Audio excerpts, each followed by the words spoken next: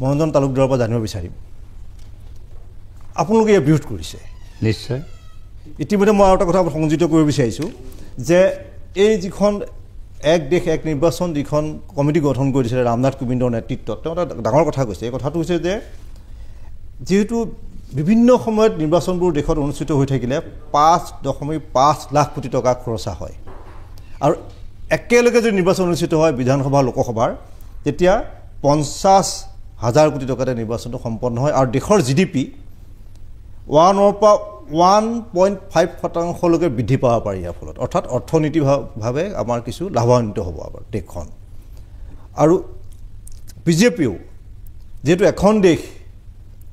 তেওঁলোকে বিচাৰিছে যে একেলগে নিৰ্বাচন অনুষ্ঠিত হোৱাত অপৰাধ কি নিশ্চিতভাৱে আমাৰ স্পষ্ট মত এইটো যেতিয়া কম খৰচত কথাটো কৈ আছে এই নেৰেটিভটো আমি মানি ল'ব নোৱাৰোঁ কাৰণ খৰচ কিছু হয়তো কমিব নিশ্চিতভাৱে কিছু কমিব জিডিপি বৃদ্ধি পাব বুলি কৈছে জিডিপি বৃদ্ধি পাব মই কথাটো হেৰিয়ে কৈছে এইটো ৰামনাথ কোবিন্দে কৈছে যে 1.5% পৰ্যন্ত জিডিপি বৃদ্ধি পাব একেলগে নিৰ্বাচন অনুষ্ঠিত হ'লে জিডিপিটো যিটো অৰ্থনীতি এটা চলি আছে তেওঁলোকে বৃদ্ধি কৰাৰ কথা দূৰত থাকক জিডিপিটো নামিয়ে আছে ভাৰতবৰ্ষৰ অৰ্থনীতিত এতিয়া জিডিপি তেওঁলোকে বাৰে বাৰে প্ৰজেক্ট কৰে বিৰোধ কৰিছোঁ কাৰণ এই গোটেই ব্যৱস্থাটো হৈছে অগণতান্ত্ৰিক ই আমাৰ যুক্তৰাষ্ট্ৰীয় কাঠামোৰ বিপৰীত যুক্তৰাষ্ট্ৰীয় কাঠামোটোৰ বিপৰীত আৰু এই ধৰণে যদি এক দেশ এক নিৰ্বাচনৰ ব্যৱস্থা কৰা যায় আমাৰ দেশৰ সৰু সুৰা ৰাজনৈতিক দলবিলাক সাংঘাতিকভাৱে বিপদগ্ৰস্ত হ'ব আৰু এটা অৱস্থাত দেশত দুইদলীয় ব্যৱস্থাটো কায়েম কৰাৰ এটা পথ উজু হৈ যাব আৰু যিটো বিচাৰিছে ভাৰতীয় জনতা পাৰ্টীৰ নহয় ভাৰতীয় জনতা পাৰ্টীৰ বেকতটো RSS আছে RSSে বিভিন্ন সময়ত ইয়াৰ প্ৰবক্তা ৰূপে আহিছে তেওঁলোকৰ এইটো থিয়ৰী যাতে দুইদলীয় গণতন্ত্ৰ আমাৰ দেশত প্ৰতিষ্ঠাপিত হয় যিটো আমাৰ দেশৰ কাৰণে সুখকৰ কথা নহ'ব বা সুস্বাস্থ্যকৰ কথা নহ'ব ই যথেষ্ট পৰিমাণে ক্ষতিৰ সন্মুখীন কৰিব দেশখনক কাৰণ আমাৰ দেশত বিভিন্ন ৰাজ্যবিলাকৰ বিভিন্ন ধৰণৰ অৱস্থা তাৰ বিভিন্ন ধৰণৰ এছপিৰেশ্যন তাকে লৈ ৰিজনেল পাৰ্টি 30ও গঢ়ি উঠিছে এটা ৰিজনেল পাৰ্টি বিভিন্ন ৰাজ্যত এটা শাসন ক্ষমতাটো আছে এই সকলোবিলাকৰ ওপৰত এটা এটাক্ট হ'ব আৰু সেইকাৰণে আমি কৈছোঁ এইটো গণতান্ত্ৰিক নহয় আৰু যুক্তৰাষ্ট্ৰীয় যিটো ব্যৱস্থা আমাৰ কাঠামো এই কাঠামোটোত এটা আঘাত কৰি পেলাই একটা এককেন্দ্ৰিক একত্ৰিত কৰা মানে এইটো স্বৈৰতন্ত্ৰৰ এটা প্ৰথম পদক্ষেপ হিচাপে তেওঁলোকে এই ধৰণে এককেন্দ্ৰিক শাসন ব্যৱস্থাটো আমাৰ দেশত আনিবলৈ বিচাৰিছে আনহাতে আমি জানো যে যোৱা নিৰ্বাচনতে ভাৰতীয় জনতা পাৰ্টি এইবাৰ 400 পাৰ এইবাৰ 400 পাৰৰ যিটো শ্লোগান আনিছিলে 400 পাৰ মানে হৈছে 2/3 মেজৰিটিৰ কাৰণে সিহঁতে শ্লোগানটো আনিছিলে চেষ্টাও কৰিছিলে কিন্তু ভাৰতবৰ্ষৰ জনসাধাৰণে ভাৰতীয় জনতা পাৰ্টিক সেই ধৰণে সমৰ্থন নজনালে তেওঁলোকৰ 19 চনৰ নিৰ্বাচনত যে 303খন আসন আছিল তাৰ পৰা কমাই আনি 240ত দি পেলাই সংখ্যাগৰিষ্ঠ দল হিচাপে মানে সংখ্যাগৰিষ্ঠতা বিজেপি আনিব নোৱাৰিলে এতিয়া JDU আৰু তেলেগু দেশমৰ সমৰ্থনত তেওঁলোকে শাসনত আছে এনেকুৱা এটা অৱস্থাত যি ধৰণে এক ওৱান নেশ্যন ওৱান ইলেকশ্যন আনিছে যিবিলাক তেওঁলোকে তেনেধৰণে আগবঢ়াইছে তাতে আমি দেখিছোঁ যে আমাৰ কনষ্টিটিউশ্যনৰ প্ৰায় 18টামান এমেণ্ডমেণ্ট হ'ব তাৰে 5টামান এমেণ্ডমেণ্ট চিৰিয়াছ এমেণ্ডমেণ্ট হ'ব পিপুলছ ৰিপ্ৰেজেণ্টেটিভ এক্টতো এমেণ্ডমেণ্ট কৰিব লাগিব এইটো কৰাৰ কাৰণে এতিয়া ভাৰতীয় জনতা পাৰ্টিৰ হাতত সেই ধৰণৰ সংখ্যাগৰিষ্ঠতাও নাই আৰু ৰাজ্যবিলাকতো 5টা এমেণ্ডমেণ্টক ৰাজ্যবিলাকৰ 2/3 ষ্টেটে সমৰ্থন কৰিব লাগিব সেইটোতো কৰিব পৰা অৱস্থাত এতিয়া ভাৰতীয় জনতা পাৰ্টি নাই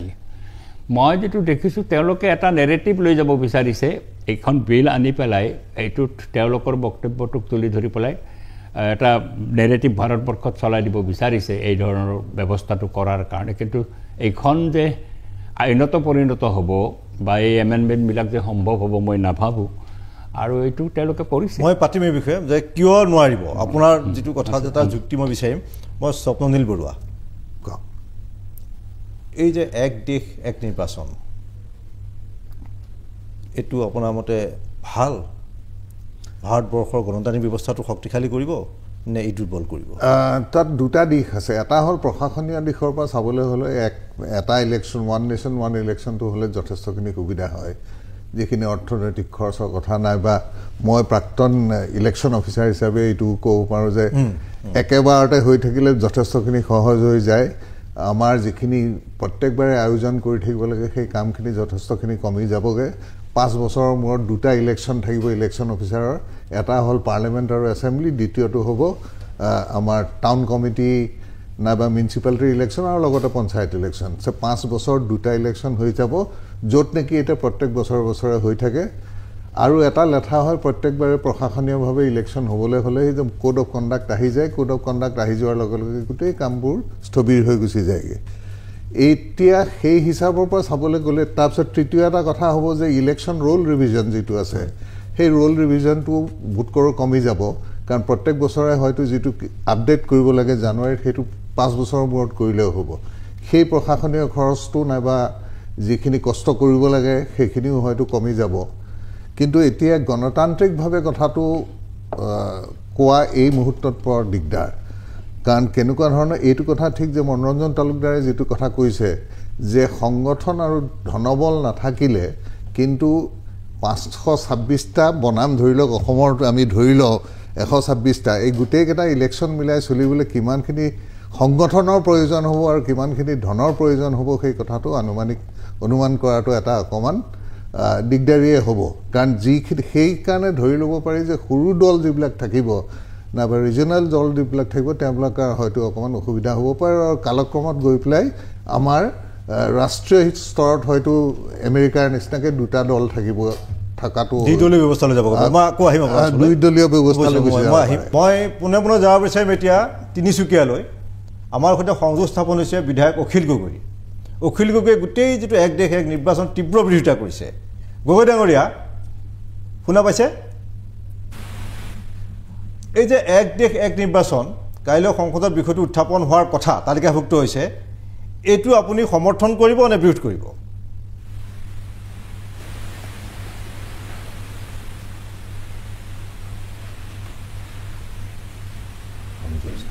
অখিল গগৈ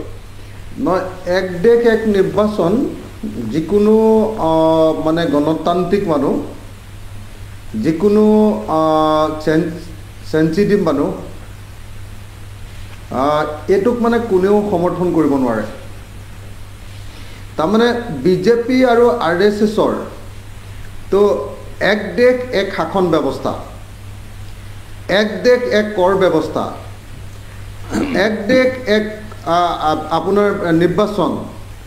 এক দেশ এক ভাষা এক দেশ এক ধৰ্ম এই বস্তুবিলাক হ'ল বিজেপিৰ এটা ফেচিষ্ট চৰিত্ৰ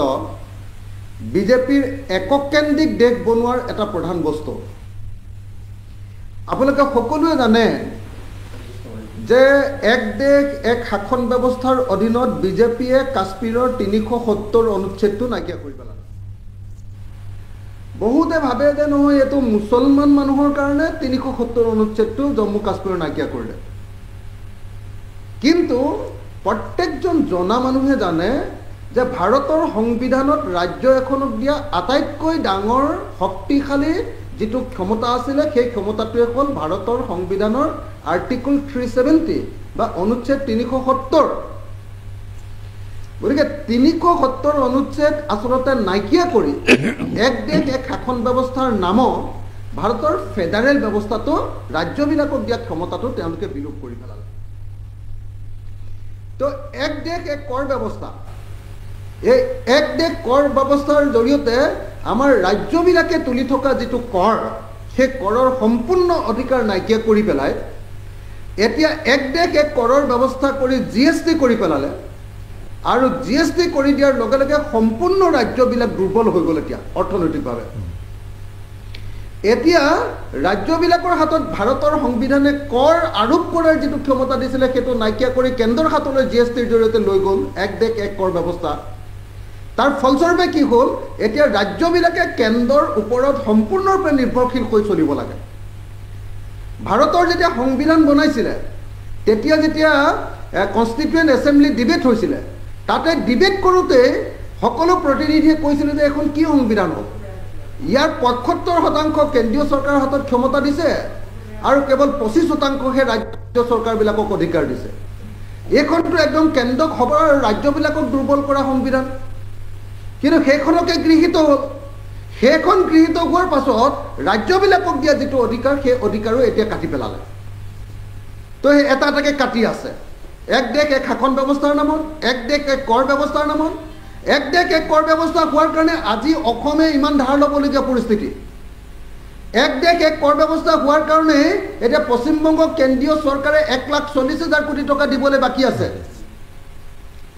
তো এতিয়া এক দেশ এক নিৰ্বাচনৰ জৰিয়তে যিটো কাম তেওঁলোকে কৰিব খুজিছে সেইটো আমাৰ যুক্তৰাষ্ট্ৰীয় ব্যৱস্থাটোক দুৰ্বল কৰি আমাৰ ৰাজ্যবিলাকৰ অধিকাৰক খৰ্ব কৰি এক দেশ এক নিৰ্বাচনী ব্যৱস্থাৰ জৰিয়তে এটা বা দুটা ডাঙৰ ৰাজনৈতিক শক্তিয়ে গোটেই দেশৰ ক্ষমতা এবাৰ কক্ষিগত কৰি ভাৰতৰ সংবিধান একে ৰাতিৰ ভিতৰতে বদলাব পৰাৰ ব্যৱস্থা কৰিব খুজিছে তো আমি সকলোৱে প্ৰত্যেকজন মানুহে এই কথা বুজি উঠিব লাগিব যে আজিৰ দিনটোত ভাৰতৰ সংবিধানৰ মূল গাঁথনিটো বদলাবৰ কাৰণে লোকসভাত 3/2 মানুহে ভোট দিব লাগিব ৰাজ্যসভাত 3/2 মানুহে ভোট দিব লাগিব আৰু ৰাজ্য বিধানসভাবিলাকৰ 50% ৰাজ্যই আচলতে ভোট দিব লাগে সংবিধানৰ মূল গাঁথনিটো বহুত বদলাবৰ কাৰণে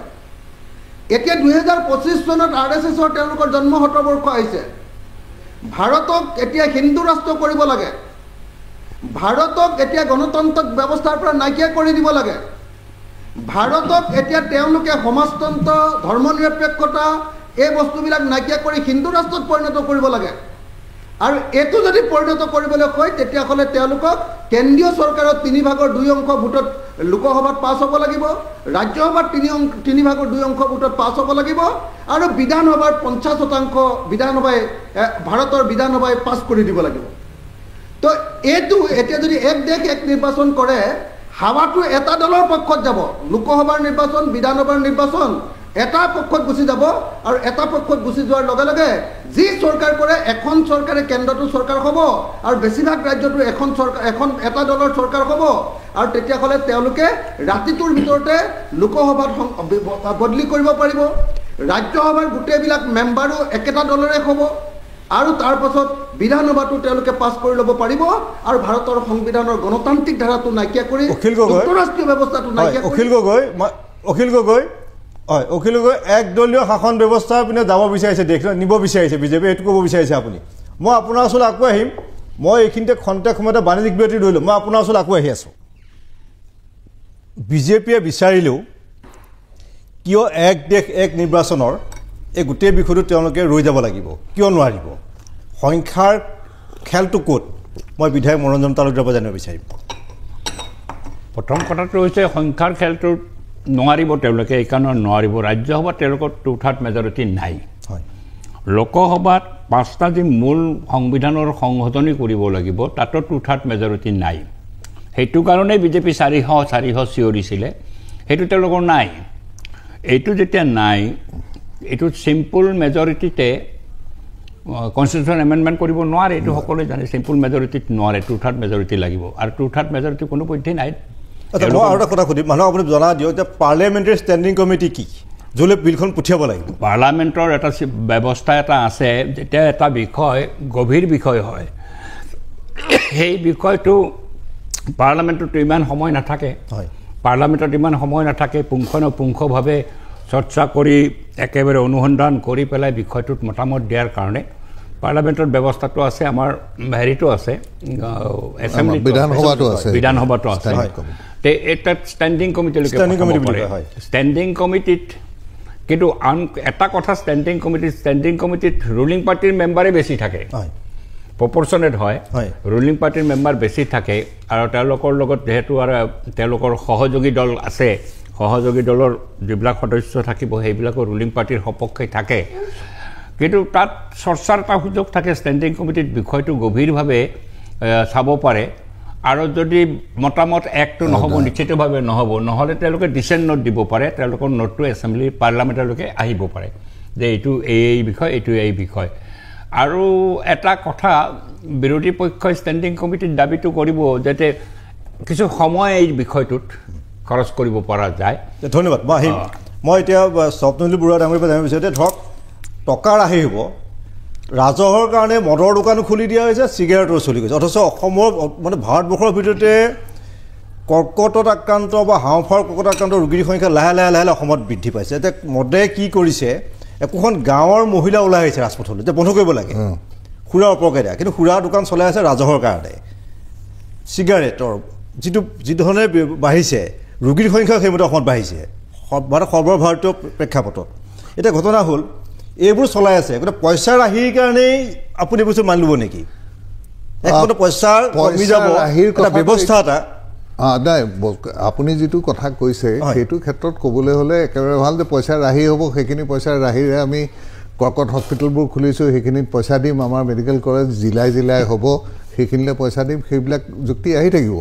কিন্তু এটা কথা আমি ক'ব লাগিব যে এটা বস্তু সদায় মনত ৰাখিব লাগিব বুৰঞ্জীৰ ফালৰ পৰা কিন্তু 52 চনৰ পৰা 70 চনলৈ কিন্তু এই পদ্ধতিতে চলি আছিলে ওৱান নেশ্যন ওৱান ইলেকশ্যন চলি আছিলে এইটো এটা 67 কাৰণ আমি মই 52ৰ ইলেকশ্যন দেখা নাই মনত নাই কিন্তু পৰৱৰ্তী কালৰ 60 ইলেকশ্যনৰ পৰা 67ৰ ইলেকশ্যনলৈকে ভালকৈ দেখিছোঁ তেতিয়ালৈকে কিন্তু একো লেঠা মই হোৱা দেখা নাছিলে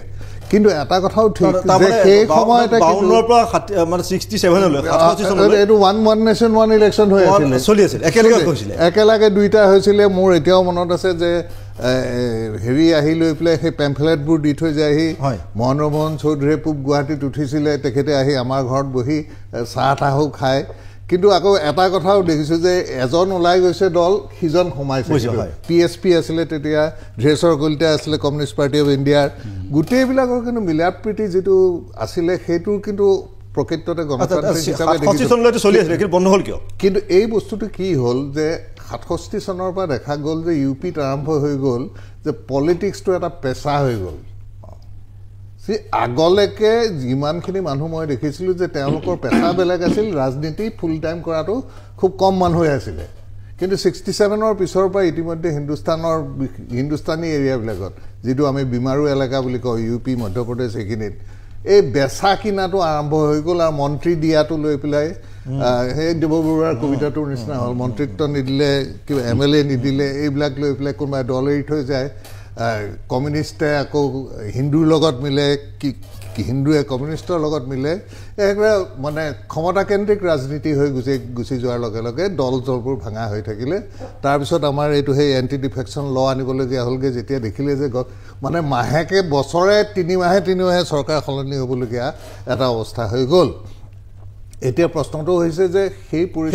নহ'ব নেকি এতিয়া সেই বস্তুটো হোৱা যথেষ্টখিনি দিগদাৰী হ'ব কাৰণ মই শুনা মতে যে বাই ইলেকশ্যনো 2.5 বছৰ আগতে নহ'ব তাৰমানে যদি ধৰি লওক কোনোবা এটা ছিট খালী হয় না বা কোনোবাই ৰিজাইন দি পেলাই এটা দল এৰি আনটোত যোগ দিয়েগৈ এই 5 বছৰৰ মধ্য যিটো হ'ব সেইটোলৈকে ইলেকশ্যন নহ'ব সেইকাৰণে গণতান্ত্ৰিকভাৱে সেইটো এটা অসুবিধা হৈ থাকিব যে এটা সমষ্টি প্ৰায় 2.5 বছৰ তেওঁলোকৰ কোনো প্ৰতিনিধি নাথাকিব নাইবা প্ৰতিনিধি নোহোৱাকৈ 2.5 বছৰ চলি থাকিব লাগিব এই কথাটো হ'লে কিন্তু যথেষ্টখিনি দিগদাৰী হ'ব মই শুনিছোঁ এই কথাটো কিমান দূৰ বিলখনত আছে নে নাই ক'ব নোৱাৰোঁ কিন্তু এটা ইলেকশ্যন কমোৱাৰ যদি মূল উদ্দেশ্যই হয় তেনেহ'লে এই বাই ইলেকশ্যনৰ কথাটো বাৰু মৃত্যু হ'লে বেলেগ কথা কিন্তু কোনোবাই যদি দল সলাই লৈ পেলাই ৰিজাইন দি আহিছে যিটো আজিকালি অসমত দেখি আহিছোঁ সেইটো কিন্তু এটা অসুবিধাৰ সৃষ্টি এটা হ'ব তে সেই পৰিপ্ৰেক্ষিতত কিন্তু এই কথা কিছুমান আহি যাব আইনখন আহিলে কিন্তু এতিয়া কথা হৈছে যে সংখ্যাৰ কথা আলোচনা হ'ব বিতৰ্ক হ'ব আৰু চিলেক্ট কমিটিলৈ হয়তো পঠিয়াই দিব পাৰে নাইবা হয়তো জুডিচিয়েল ৰিভিউৰ কাৰণেও সুপ্ৰিম কোৰ্টৰ মতামত ল'ব পাৰে এই বিভিন্ন ধৰণৰ কথা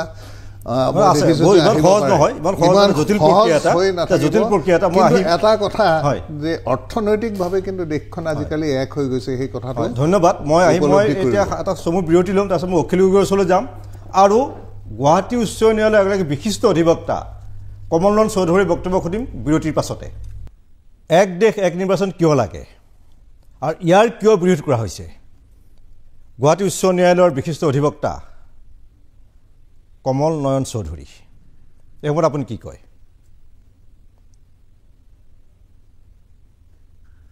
চাওক এক দেশ এক নিৰ্বাচন বুলি আমাৰ ভাৰতৰ সংবিধানত সেনেকুৱা কোনো ব্যৱস্থা নাই আৰু আপোনালোকে জানে আমাৰ যিখন ভাৰতৰ সংবিধান 26 নৱেম্বৰ 1949 চনত যেতিয়া গৃহীত হৈছিলে তাৰ আগতে প্ৰায় 2 বছৰ কাল কনষ্টিটিউয়েণ্ট এছেম্বলিত ডিবেট হৈ পেলাই এই ব্যৱস্থাবিলাক সংবিধানত ইনকৰ্পৰেট কৰা হৈছিলে সংবিধান প্ৰস্তুত কৰাসকলে কিন্তু এক দেশ এক নিৰ্বাচনৰ কোনো যুক্তিযুক্ততা পোৱা নাছিলে মই অনুভৱ কৰোঁ আৰু সেই কাৰণে হয়তো সংবিধানত এনেকুৱা কোনো ব্যৱস্থা নাই এতিয়া যদি আজি বৰ্তমান চৰকাৰখনে যদি এটো কৰিব যায় তেনেহলে তেওঁলোকে সংবিধান সংশোধন ইয়াৰ বিৰোধ কিয় কৰা হৈছে ইয়াৰ বিৰোধ কৰাৰ কাৰণ কি ইয়াৰ বিৰোধ কৰাৰ কাৰণ কি মই এতিয়া এটা কথা ক'ব বিচাৰিছো এই এক দেশ এক নিৰ্বাচনৰ যিটো ব্যৱস্থা এইটো 32টা ৰাজনৈতিক দলে সাপেক্ষে কৈছে আৰু 15টা ৰাজনৈতিক দলে বিপক্ষে কৈছে এতিয়া যিসকলে বিপক্ষে কৈছে তেওঁলোকৰ মেইন বক্তব্য এনেকুৱা ধৰণৰ যে এই যিটো ব্যৱস্থা এইটোৰ পৰা আমাৰ যিটো ফেডাৰেল স্ট্ৰাকচাৰ বুলি আমি যিটো কওঁ আমাৰ সংবিধানৰ যিটো ব্যৱস্থা সেইটো লাঘৱ হ'ব কাৰণ আজি চাওক এক দেশ এক নিৰ্বাচন হোৱাৰ লগে লগে এই যিবিলাক ন্যাশনাল পলিটিক্যাল পাৰ্টি আছে তেওঁলোক প্ৰমিনেন্সত আহিব আৰু আমাৰ যিবিলাক ৰিজনাল পলিটিক্যাল পাৰ্টিজ আছে তেওঁলোক প্ৰায় নোহোৱা হৈ যাব যাৰ ফলত আমাৰ যিটো ফেডাৰেল স্ট্ৰাকচাৰ বা আমি যিটো basic structure of the constitution বুলি কওঁ এই গোটেই ব্যৱস্থাটো উইক হৈ যাব সেইকাৰণে মই ভাবো এক দেশ এক নিৰ্বাচন যেটো ব্যৱস্থা চৰকাৰে কৰিব বিচাৰিছে হা এটো এটা যুক্তি এটা ক'ব পাৰে যে ইলেকশন সময়ে হলে টকা পইচাৰ খৰচৰ কথা আছে কিন্তু চাওক গণতান্ত্ৰিক দেশ এখনত অকল টকা পইচাৰ কথা ভাবিলেই নহব আজি এই ভাৰতবৰ্ষত কিমান হাজাৰ হাজাৰ জাতি উপজাতি নানান ধৰণৰ লোক আছে তেওঁলোকৰ বিভিন্ন ধৰ্মৰ তেওঁলোকৰ বিভিন্ন কালচাৰ গতিকে এই গোটেই এখিনিক লৈ আমি এটা ইউনিফাইড নেশন এখন হৈ আছো কালি যদি এইবিলাক কৰিব যায় আমাৰ যিটো ডাইভাৰ্সিটি সেই ডাইভাৰ্সিটিটো নোহোৱা হৈ যাব আৰু ডাইভাৰ্সিটিটো নোহোৱাৰ ফলত আমাৰ যিটো দেশৰ আসল স্বৰূপ সেইটো নোহোৱা হৈ যাব সেইকাৰণে মই নেভাবো এইটো বৰ যুক্তিযুক্ততা আছে বুলি ধন্যবাদ একমাত্ৰ ৰাজনৈতিক মুনাফাৰ কাৰণে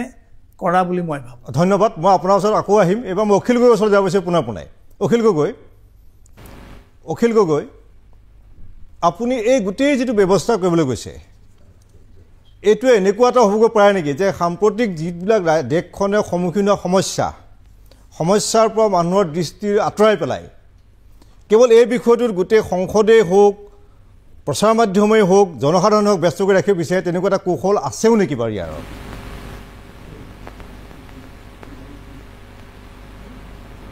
অখিল গগৈ শুনা পাইছে এই যিটো গোটেই ব্যৱস্থা মানে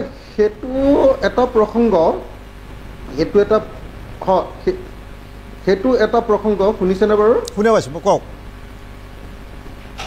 মই শুনি আছো কৈ যাওক কিন্তু সেইটো একমাত্ৰ কথা নহয় যে সেইটোৱে অকল কেৱল হেৰি কৰিব এনেকুৱা নহয় মানে যে এইটোৱে অকল বেলেগ এটা বিষয়ত অকল এই বিষয়টোৰ ওপৰত গোটেই আলোচনাৰ কেন্দ্ৰ কৰি পেলাব আৰু সেইটো কৰিবৰ কাৰণে তেনেকুৱা ধৰণৰ ক্ষণিক কামৰ কাৰণে বিজেপিয়ে এই কামটো কৰিছে মই এনেকৈ বুলি নাভাবোঁ তো মই এনেকৈ ভাবোঁ যে বিজেপিয়ে এতিয়া আচলতে এইবাৰটো কাইলৈ যিটো উঠাব এই উঠোৱা কাৰবাৰটোতো এইবাৰ এনেও বিলখন পাছ কৰিব নোৱাৰে কাৰণ তেওঁলোকৰ 3/2 মেজৰিটি নাই গতিকে কাইলৈ বিলখন পাছ কৰাব নোৱাৰে কিন্তু কাইলৈ চেষ্টা তেওঁলোকে কৰিব যে এইটো ষ্টেণ্ডিং কমিটিলৈ যাওক তো যদি ষ্টেণ্ডিং কমিটিলৈ যায় তেতিয়াহ'লে তেওঁলোকে এই বিষয়টো অনবৰতে ব্যৱহাৰ কৰি থাকিব পাৰিব আৰু এই বিষয়টোক লৈ মানুহৰ মাজত ব্যাপক হাল্লা হুলস্থুল লগাব দেখিবলৈ বাহিৰৰ পৰা ভাল তাৰমানে কথাটো যে মানুহবিলাকে ইমান ইলেকশ্যন মানে যিহেতু আজিকালি পলিটিচিয়ানবিলাকে কামেই নকৰে, পৃথিৱীৰ 2 নম্বৰী অকল পলিটিচিয়ানবিলাক। গতিকে এই পলিটিচিয়ানবিলাকৰ এই কাৰ্যকলাপবিলাক দেখি মানুহ অসন্তুষ্ট। সেইকাৰণে মানে ইহঁতৰ কাৰণে কিমান ইলেকশ্যন পাতি থাকিবি এই বুলি মানুহে ভাবে। সেইকাৰণে মানে মানুহে ভাবে যে নহয় অকল এটা বা দুটা এটা ইলেকশ্যন হৈ যাওক তেতিয়াহ'লে ভাল হ'ব। কিন্তু কথাটো সেইটো নহয়। এই কথাটো এইটোহে যে এক দেশ এক নিৰ্বাচন হোৱাৰ পাছত যেতিয়া বিজেপি আৰু RSS পূৰা সংখ্যাগৰিষ্ঠ হৈ যাব, তাৰ পাছত আমাৰ দেশৰ টোটেল শাসন ব্যৱস্থাটো এওঁলোকে বদলাই পেলাব। আৰু আমি যিটো কথা কওঁ যে ইউনিটেৰী যিটো ফৰ্ম অফ গভৰ্ণমেণ্ট, তেনেকুৱা ধৰণৰ একেবাৰে তেওঁলোকে মানে একেবাৰে অকল এককেন্দ্ৰিক ব্যৱস্থা এটা মানে গঢ়ি তুলিব আৰু তেওঁলোকে টোটেল ফেডাৰেল ষ্ট্ৰাকচাৰটো নাইকিয়া কৰি দিব। ভাৰতৰ সংবিধানৰ 370 অনুচ্ছেদ যেনেকৈ নাইকিয়া কৰিলে, 35A যেনেকৈ নাইকিয়া কৰি দিলে, 371A, 371G, 371J, 371F, এই যিবিলাক ৰাজ্যবিলাকক নাগালেণ্ডক ভূমি আৰু ভূমিৰ তলত থকা সম্পদৰ অধিকাৰ আৰু নাগালেণ্ডৰ কাষ্টমাৰী ছিষ্টেমটোক স্বীকৃতি দিছে, সেইটো নাইকিয়া কৰি পেলাব। তো 6 শিডিউলৰ জৰিয়তে ট্ৰাইবেলবিলাকৰ অধিকাৰ দিছে, যিহেতু RSSে নিবিচাৰে যে ট্ৰাইবেলসকলক অধিকাৰ দিয়ক, RSSে নিবিচাৰে যে ট্ৰাইবেলসকলক জনজাতিকৰণ স্বায়ত্ত শাসন দিয়ক, RSSে নিবিচাৰে যে জনজাতিসকলৰ কাৰণে মানে আপোনাৰ ৰিজাৰ্ভেশ্যন দিয়ক। গতিকে এইবিলাক নাইকিয়া কৰি দিবৰ কাৰণে তেওঁলোকৰ সকলো সংবিধানৰ যিকোনো বিষয় যাতে সলাই দিব পাৰে, তাৰ কাৰণে 2025 চনত যিহেতু RSSৰ জন্ম শতবৰ্ষ হ'ব, 2025 চনৰ সময়ত প্ৰথমতে ভাৰতক হিন্দু ৰাষ্ট্ৰ ঘোষণা কৰি ইয়াক গণতন্ত্ৰৰ পৰিৱৰ্তে এটা ইউনিটেৰী মানে চেণ্ট্ৰেলাইজ ফৰ্মত গভৰ্ণমেণ্ট তৈয়াৰ কৰি সমাজতন্ত্ৰ সমাজবাদ বুলি শব্দটো নাইকিয়া কৰি তো ইয়াক এখন মানে এখন অগণতান্ত্ৰিক ফেচিষ্ট হিটলাৰী এখন সংবিধান তৈয়াৰ কৰিবৰ কাৰণে কৰা প্ৰথম প্ৰচেষ্টা হিচাপে এক দেশ এক শাসন ব্যৱস্থা, এক দেশ এক কৰ ব্যৱস্থা, এক দেশ এক ভাষা, এক দেশ এক আপোনাৰ কি কয় ধৰ্ম, এই যিটো এক দেশ এক কৰ ব্যৱস্থা, এক দেশ এক নিৰ্বাচনী ব্যৱস্থাটো হ'ল তেওঁলোকৰ এই বেছিক ভাৰতৰ সাংবিধানিক যিটো গণতান্ত্ৰিক ব্যৱস্থা আছে, এই গণতান্ত্ৰিক ব্যৱস্থাটোক দুৰ্বল কৰি তেওঁলোকৰ ফেচিষ্ট কাৰবাৰটোক আগবঢ়াই নিয়াৰ কাৰণে কৰা প্ৰথম প্ৰচেষ্টা। কিন্তু তেওঁলোকে এই প্ৰচেষ্টাটো সফল হ'ব বুলি মই এতিয়া নাভাবোঁ, কাৰণ এতিয়া 3/2 অংশ তেওঁলোকৰ লোকসভাত সংখ্যাগৰিষ্ঠতা নাই। তেওঁলোকে এই প্ৰচেষ্টাটোত ৰাজ্যসভাতো 3/2 অংশ সংখ্যাগৰিষ্ঠতা নাই। গতিকে তেওঁলোকে এখন পাছ কৰিব নোৱাৰে। কিন্তু নোৱাৰিলেও কাইলৈ দিনটোৰ পৰাই আপোনালোকে দেখিবলৈ পাব যে ভাৰতৰ ৰাজনীতিৰ আটাইতকৈ গুৰুত্বপূৰ্ণ বিষয়টোৱে হৈ পৰিব এক দেশ এক নিৰ্বাচন। এতিয়া তেওঁলোকে মিডিয়াৰ জৰিয়তে ব্যাপক প্ৰচাৰ চলাব আৰু তেওঁলোকৰ বুদ্ধিজীৱীবিলাকৰ জৰিয়তে ব্যাপক প্ৰচাৰ চলাব যে দেশক যদি বচাব লাগে, দেশৰ যদি উন্নতি কৰিব লাগে, দেশৰ যদি টকা খৰচ কৰিব লাগে আৰু দেশক যদি এই 2 নম্বৰী পলিটিচিয়ানবিলাকৰ পৰা বচাব লাগে, তেতিয়াহ'লে একমাত্ৰ ৰাস্তাটো হ'ল এক দেশ এক নিৰ্বাচন। এইবুলি তেওঁলোকে ব্যাপক হাৰত তেওঁলোকে প্ৰচাৰ কৰিব, হাল্লা হুলস্থুল কৰিব আৰু দেশৰ মানুহক মূল সমস্যাবিলাকৰ পৰা আঁতৰাই ৰাখিব পাৰিব। এইটোক লৈ তেওঁলোকে 2029 চনৰ নিৰ্বাচনটোলৈকে আগবাঢ়ি যাব। আৰু সেইকাৰণেই আচলতে মই ভাবোঁ যে এক দেশ এক নিৰ্বাচন তেওঁলোকৰ কাৰণে এটা ষ্ট্ৰেটেজিক ছাবজেক্ট। ধন্যবাদ। মই আকৌ আপোনাৰ ওচৰলৈ আহিম। মই মনোজন তালুকদাৰ। এতিয়া কথাটো হৈছে আমি কৈছোঁৱে যে ই গণতান্ত্ৰিক নহয়, অগণতান্ত্ৰিক। কাৰণ মানুহে আমাৰ সংবিধান মতে যেতিয়া এটা নিৰ্বাচন হয়, লোকসভাই হওক বা বিধানসভাই হওক, 5 বছৰৰ কাৰণে তেওঁলোকে মেণ্ডেটটো দিয়ে, 5 বছৰৰ কাৰণে তেওঁলোকৰ মতামতটো দিয়ে, এখন চৰকাৰ শুড কণ্টিনিউ আপ 5 years, এইটো দিয়ে। এতিয়া মই কৈছোঁ অসমত নিৰ্বাচন হ'ব 26 চনত। 29ত যদি এক দেশ এক নিৰ্বাচন কৰিবলৈ ভাৰতীয় জনতা পাৰ্টি সক্ষম হয়, তেতিয়াহ'লে 26ৰ যিখন নিৰ্বাচিত চৰকাৰ হ'ব, এই চৰকাৰখনত 3 বছৰ কাৰ্যকাল পাব, 3 বছৰ কাৰ্যকাল পাব। এইটো পাব্লিক মেণ্ডেটৰ ক্ষেত্ৰত জনসাধাৰণৰ মতামতৰ প্ৰতি এটা পচন্দভাৱে উপলুঙা। 2 নম্বৰ কথাটো হৈছে আমাৰ দেশত যিবিলাক চৰকাৰ এতিয়া যদি সেইটো 29ত কৰে বা 34ত কৰে, 34ৰ আগতে যিবিলাক ৰাজ্যত নিৰ্বাচন হ'ব, তেওঁলোকে সেই একেই সমস্যাত পৰিব। অসমটো পৰিবই, অসম, বেংগল, তামিলনাডু, কেৰালা 26ত নিৰ্বাচন আছে, তেওঁলোকে 29ত তেওঁলোকৰ চৰকাৰৰ পতন ঘটিব। এইটো কেনেকৈ সম্ভৱ? এইটো অগণতান্ত্ৰিক কথা, পিপুলছ মেণ্ডেটৰ প্ৰতি অশ্ৰদ্ধা। 2 নম্বৰ কথাটো হৈছে যে আমাৰ দেশত 356 আমাৰ সংবিধানত এটা বিধান আছে, য'ত ৰাষ্ট্ৰপতি শাসন বলবৎ কৰিব পাৰে আৰু এইটো বলবৎ কৰিছিলে প্ৰথমটো কেৰালাতে বলবৎ কৰিলে কমিউনিষ্ট চৰকাৰ উইথড্ৰ কৰাৰ কাৰণে তাৰপিছত বহুতবাৰ হৈছে পিছত সুপ্ৰিম কোৰ্টে কৰিছে এতিয়া 356টো কি হ'ব কেন্দ্ৰীয় চৰকাৰৰ হাতত সেই ক্ষমতাটো থাকিব নে নাথাকিব এই কথাটোতো ক্লিয়াৰ হ'ব লাগিব এইখন আইন অনাৰ জৰিয়তে কাৰণ যদি থাকে তেতিয়াহ'লে তেওঁলোকৰ মনোপুত্ৰ নহ'লেতো চৰকাৰখন 356 তেওঁলোকে যুক্ত কৰি দিব পাৰে আৰু যুক্ত কৰি দি পেলাই নিৰ্বাচন নাপাতিলোঁ নেক্সট পাৰ্লামেণ্টৰ লগত নিৰ্বাচন পাতিম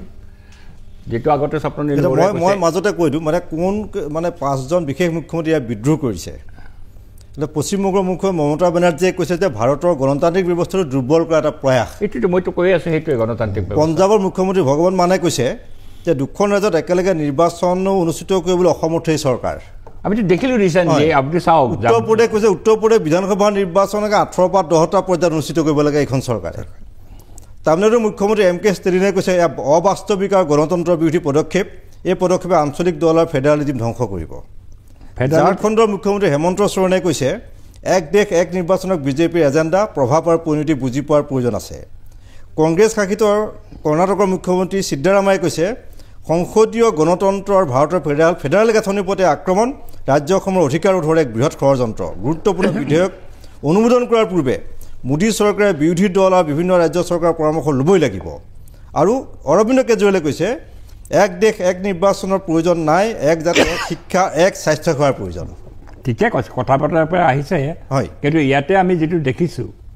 যে ফেডাৰেল ষ্ট্ৰাকচাৰটো এটা ৰাজ্যত যিকোনো 67লৈকে ভাৰতবৰ্ষৰ স্বাধীনতাৰ যিটো এটা গতিবেগ আছিল মানুহৰ মাজত প্ৰত্যাশা আছিল একেলগে নিৰ্বাচন হৈ গ'ল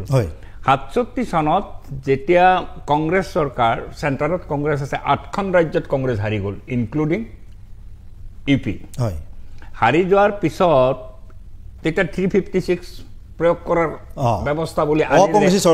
আৰু অস্থিৰতাও আহিল যিটো স্বপ্ননীল বৰুৱা কৈছে অস্থিৰতাও আহিল ৰাজনৈতিক অস্থিৰতাও আহিল কাৰণ স্বপ্নও ভংগ হ'ল স্বাধীনতাৰ যিটো স্বপ্ন আছিল মানুহৰ মাজত সেই স্বপ্ন ভংগ হৈ গ'ল মানুহে বিভিন্ন ধৰণে তেওঁৰ ক্ষোভ প্ৰকাশ কৰিব ধৰিলে চৰকাৰত তাতে ৰিফ্লেকশ্যনটো হৈছে তেতিয়া চৰকাৰবিলাক ভাঙা ভাঙি হৈছে বেংগলত আমি দেখিছোঁ কেনেকৈ চৰকাৰ ভাঙিছে 67ত ভাঙিছে 69ত আকৌ নিৰ্বাচন হৈছে তাৰপিছত সেইটো ভাঙিছে চৰকাৰবিলাক ভঙা পতা হৈ আছে এই ভঙা পতাটো হৈছে আমাৰ দেশত যিটো স্বাধীনতাৰ স্বপ্ন আমাৰ বুকুলৈকে আনিছিল সেই স্বপ্ন ভংগ হোৱাৰ পিছত ক্ৰাইচিছ যেতিয়া বাঢ়ি গ'ল স্বাধীনতাটো আমাৰ সমস্যাবিলাক সমাধান কৰিব নোৱাৰিলে ক্ৰাইচিছটো বাঢ়ি যোৱাৰ কাৰণে চৰকাৰতো অস্থিৰতা হৈছে ৰাজ্যিক চৰকাৰবিলাকতো কিন্তু এতিয়া যিটো কৰিব বিচাৰিছে যে জনসাধাৰণে এখন চৰকাৰ নিৰ্বাচিত কৰাৰ পিছত জনসাধাৰণৰ যদি আশা অনুযায়ী কাম কাজ নকৰে আমিতো দাবী কৰি আছোঁ যে ৰিটাৰ্ণ কৰাৰ ক্ষমতাটো দিব লাগে দিব লাগে যে মানুহৰ ক্ষোভটো থাকিলে কোনোবাই যদি কাম কাজ নকৰে বা ঠিকমতে নচলে ৰিটাৰ্ণ কৰাৰ ক্ষমতাটো আমাৰ কনষ্টিটিউশ্যন আনিব লাগে সেইবিলাকত তেওঁলোকে যোৱা নাই নগৈ পেলাই এইটো কৰিছে এতিয়া ফেডাৰেল ষ্ট্ৰাকচাৰত চাওক পাৰ্লামেণ্টৰ ইলেকশ্যনৰ 100 দিনৰ ভিতৰত আমি পঞ্চায়ত কৰিব লাগিব panchayat is a state subject ৰাজ্যৰ বিষয়ে ৰাজ্যই কোন পৰিস্থিতিত পঞ্চায়ত কৰিব পাৰে নোৱাৰে ৰাজ্য বিবেচনা কৰিব আলোচনা বিলোচনা হ'ব পাৰে আমাৰ ৰাজ্য অসমতে আমাৰ 1 বছৰ উকলি যায় এতিয়ালৈকে পঞ্চায়ত নিৰ্বাচন আমি কৰিব পৰা নাই বিশেষ পৰিস্থিতিত কৰিব পৰা নাই এইটো ৰাজ্যৰ বিষয় কিন্তু তেওঁলোকে এইটোক এটা বাধ্যবাধকতা কৰিব যে 1 বছৰৰ ভিতৰত তুমি পঞ্চায়ত কৰিবই লাগিব তাৰমানে এনেকুৱা হ'ব পাৰে য'ত কেন্দ্ৰত যিখন চৰকাৰ থাকিব সেই চৰকাৰ বিৰোধী দলৰ চৰকাৰ থাকিব সেই চৰকাৰবোৰ বিপদ হ'ব এইটো এটা সাংঘাতিকভাৱে বিপদ হ'ব আৰু 356 মই স্বপ্ননীল বৰুৱাৰ পৰা এইটো এটা কথা নিৰ্বাচনী বিষয়া হয় না মই এটা কথা অন্তত বাৰু নিৰ্বাচনখন পতা এটা অসুবিধা আছে বেলেগ কথা কিন্তু এটা কথা আপোনালোকে চাব লাগিব যে বুৰঞ্জীগতভাৱে কিখিনি আমাৰ ভোটাৰ কিমান দূৰ আগবাঢ়ি গৈছে দেই কাৰণ খাল খান্দি কুম্ভী মাতাৰ কথাও হ'ব পাৰে যদি এক দেশ এক ইলেকশ্যন হয়গৈ এনেকুৱাকৈ কাৰণ আপুনি ঠিক বেছি দিনলৈ যাব নালাগে পাৰ্লামেণ্টাৰী ইলেকশ্যনত মহাৰাষ্ট্ৰক বিজেপি আৰু তেখেতৰ দলবিলাকক ভোট নিদিলে আকৌ 2 মাহ নাযাওঁতে আকৌ সেই বিজেপি দলক লৈ আহিলে কিন্তু ভোটাৰ একেটাই কিন্তু দল দুটা হৈ গ'লগৈ তে এনেকুৱা ধৰণৰ গণতান্ত্ৰিক প্ৰমূল্যবোধ যিটো কিন্তু মানুহৰ মাজত সোমাই আছে কিন্তু 52 চনৰ পৰা আৰম্ভ হৈ পেলাই 52ত সিমানখিনি নাছিল কিন্তু 57ৰ পৰা আমি দেখিছোঁ যে প্ৰায় 50% হৈ গৈছে যে অপজিশ্যনৰ ভোট বনাম চৰকাৰৰ ভোট কিবা কথাত সংখ্যাগৰিষ্ঠতাটো সংখ্যাৰ ফালৰ পৰা আহিছে কিন্তু আমি যিটো ভোট শ্বেয়াৰ বুলি কওঁ সেইটো চালে আপোনালোকে দেখিব যে বিৰোধীও কিন্তু সদায় সমানে চলি আছে 57 চনৰ ইলেকশ্যনৰ নিৰ্বাচনৰ পিছৰ পৰাই সেইকাৰণে গণতন্ত্ৰ মানে ইফালে দল এটা আকৌ এটা দ্বিতীয় সমস্যা আহিব মনোৰঞ্জন দলেৰে বেছি ভালকৈ ক'ব পাৰিব যে ৰাজনৈতিক দল এটাৰ যদি 5 বছৰতে ইলেকশ্যন হয় সেইটো ইলেকশ্যনৰ প্ৰক্ৰিয়াটো 3 মহীয়া কাৰবাৰ এমাহ হয়তো 3 মাহ আগতে আৰু এমাহ পিছত তাৰ পিছত গোটেই 5 বছৰ সেই দলখিনি সেই কাৰ্যকৰ্তাখিনি এই সংগঠনটো এটা জীয়াই ৰখা সেই উষ্মা এটা ৰখাটো কিন্তু এটা সাংঘাতিক সমস্যা বহি গ'লগৈ কাৰণ 100 দিনৰ ভিতৰতো পঞ্চায়ত ইলেকশ্যনে হৈ গ'ল ধন্যবাদ মই এটা বিৰতি ল'ম কিন্তু মই বিৰতিৰ পিছত কমল নয়ন চৌধুৰী অখিল গগৈৰ ওচৰলৈ যাম এটা সামান্য বিৰতি এক দেশ এক নিৰ্বাচনৰ বাবে সংবিধান সংশোধনৰ প্ৰয়োজন আছে নেকি বিশিষ্ট অধিবক্তা ৰাজ্যৰ এগৰাকী কমল নয়ন চৌধুৰী আপোনাক জানিব বিচাৰিম এক দেশ এক নিৰ্বাচনৰ জৰিয়তে যদি কৰিবলৈ যায় সংবিধান সংশোধনী কেনেকুৱা প্ৰয়োজন হ'ব কমল নয়ন চৌধুৰী চাওক যদি আজি এক দেশ এক নিৰ্বাচনৰ ব্যৱস্থা কৰিবৰ কাৰণে চৰকাৰে যি ধৰণে আগবাঢ়িছে তেলে নিশ্চয় সংবিধানৰ কিছুমান অনুচ্ছেদ সংশোধন কৰিব লাগিব বিশেষকৈ আৰ্টিকল 82A 83(2) আৰু 327 এইকেইটা সংশোধন কৰিব লাগিব আৰু সংশোধনৰ প্ৰক্ৰিয়াটো কিন্তু যিখন নৰ্মেল পাৰ্লামেণ্টাৰী লৰ সংশোধন সেইটো নহয় এইটো সংশোধন হ'বলৈ হ'লে এইটো 2/3 মেজৰিটি দি পাছ হ'ব লাগিব আচ্ছা এটা মই এটা কথা কওঁ একচুৱেলি যি দুখন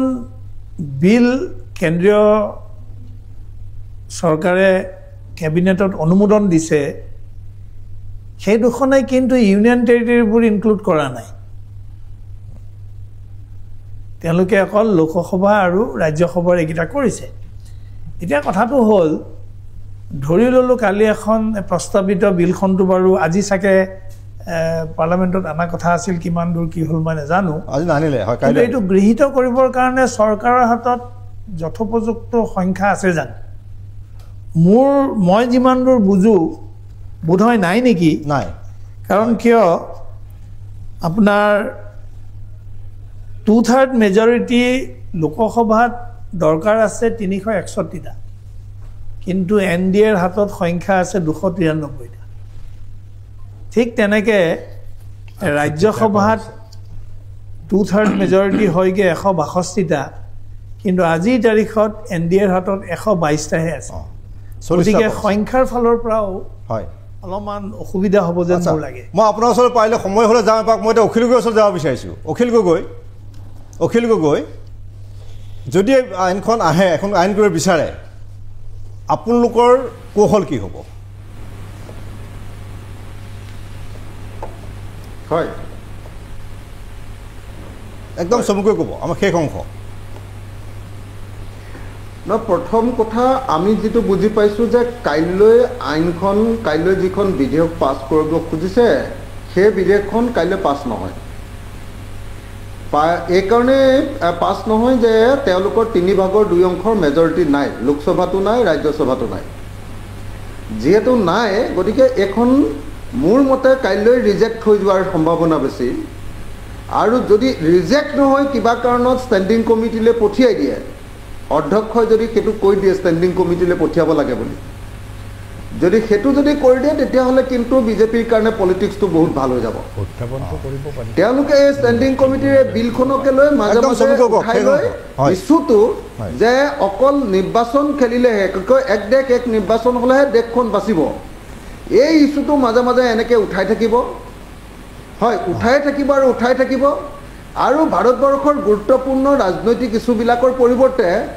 এক দেশ এক নিৰ্বাচনেই একমাত্ৰ উপায় বুলি তেওঁলোকে প্ৰচাৰ কৰি থাকিব পাৰে ধন্যবাদ অখিল গগৈ আমাৰ সময় প্ৰায় শেষ হৈছে অখিল গগৈ সময় পৰা শেষ হৈছে ধন্যবাদ আপুনি তিনিচুকীয়া আপোনাৰ লগত লাইভত সংযুক্ত হ'ল ধন্যবাদ স্বপ্নদীপ বৰুৱা মনোৰঞ্জন তালুকদাৰ আৰু বিশিষ্ট অধিবক্তা কমলন চৌধুৰী এক দেশ এক নিৰ্বাচন এতিয়া দেশৰ আটাইতকৈ চৰ্চিত এটা বিষয় ৰাজনৈতিক বিষয় যেন কোনো সমস্যাই নাই এই সমস্যাটো সমাধান হ'লেই